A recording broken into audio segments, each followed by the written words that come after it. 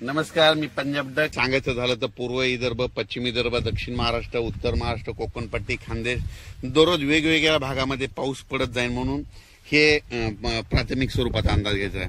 पण काय झालं, हे करत असताना मला उत्तर महाराष्ट्रातल्या शेतकऱ्याचे फोन आले. उत्तर महाराष्ट्रामध्ये नंदुरबार जिल्हा, धुळे जिल्हा, जळगाव जिल्हा, नाशिक, येवला, निफाड, त्याच्यानंतर संगमनेरचे काय आले, श्रीरामपूर, त्याच्यानंतर कोपरगाव, त्या भागातले बरेच फोन आले की आमच्या भागामध्ये पाऊसच नाही, तुमच्या तिकडे पडतोय, फक्त पिकांना पाहिजे तसाच पडतोय. तर मग पाऊस कधी येईल?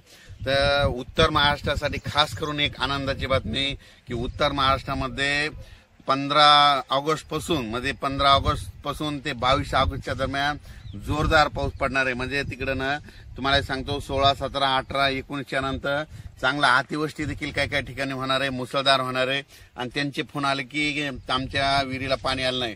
तर ह्या पावसामध्ये तुमचा हा पाऊस निर्णायक ठरणार आहे, विहिरीला देखील तुमच्या पाणी येणार आहे, वडे नाले देखील वाहणार आहेत. म्हणून उत्तर महाराष्ट्रातल्या शेतकऱ्यांनी हा अंदाज लक्षात घ्यायचा. त्याच्यानंतर परत सांगू इच्छितो की मुंबई, पुणे, नाशिक, संगमनेर, इगतपुरी, या कोकणपट्टी त्या भागातल्या सर्व शेतकऱ्यांना सांगू इच्छितो की तुम्ही काय करा, म्हणजे तुमच्याकडं म्हणजे 17 ते 22च्या दरम्यान, म्हणजे 17 ऑगस्ट पासून 22च्या दरम्यान मुंबई असो, पुणे असो, त्याच्यानंतर नाशिक, इगतपुरी या भागामध्ये अतिमुसळधार पाऊस पडणार आहे. म्हणून हे अंदाज लक्षात. मुंबईला देखील म्हणजे असा पाऊस पडेल की तिथलं काही ठिकाणचं म्हणजे पाणी साचण्याची शक्यता आहे. म्हणून हा मुंबईकरांनी खास करून हे म्हणजे 17 ते 22चा अंदाज लक्षात घ्यायचा.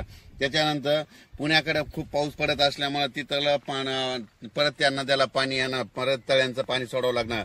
त्याच्यामुळे परत पूर परिस्थितीमध्ये सांगली, कोल्हापूरकडे तिकडे परत पूर परिस्थितीला सामोरं जावं लागणार. म्हणून तिकडे देखील नद्याला पाण्याला पूर येणार आहे. म्हणून हे अंदाज सांगली, सातारा, कोल्हापूर या शेतकऱ्यांनी लक्षात घ्यायचं.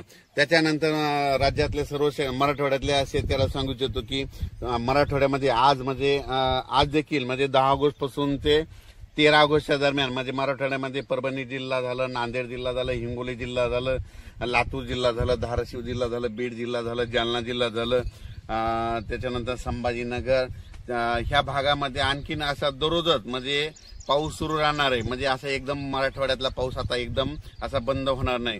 आणि सगळ्यात महत्वाचं सर्व शेतकऱ्यांना महाराष्ट्रातल्या सांगू इच्छितो की राज्यामध्ये मागच्या महिन्यात कसं समजा थोडी उघाड दिली होती, खंड म्हणजे 10-15 दिवस पाऊस पडला नव्हता. तर हे ऑगस्ट महिना संपूर्ण पावसाचाच जाणार आहे, याच्यात उघाड भेटणार नाही. म्हणून शेतकऱ्यांनी काय करायचं, जशी वेळ भेटत तर काय होणार आहे की सकाळी 9 ते दुपारी 2च्या दरम्यानपर्यंत थोडं हवामान कोरडं राहील, ऊन पडणार आहे. तितक्यामध्ये तुम्ही काय करा, हे 14 तारखेपर्यंत शेतकऱ्यांनी कामं करून घ्या. कारण की 15च्या नंतर राज्यातला पाऊस वाढतच जाणार आहे.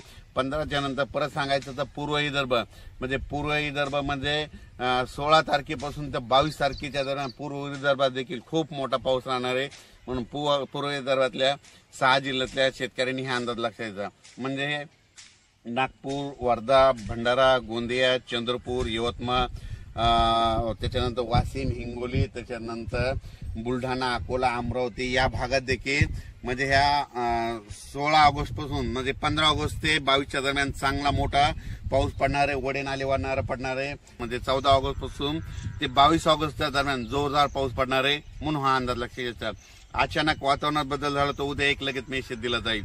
धन्यवाद.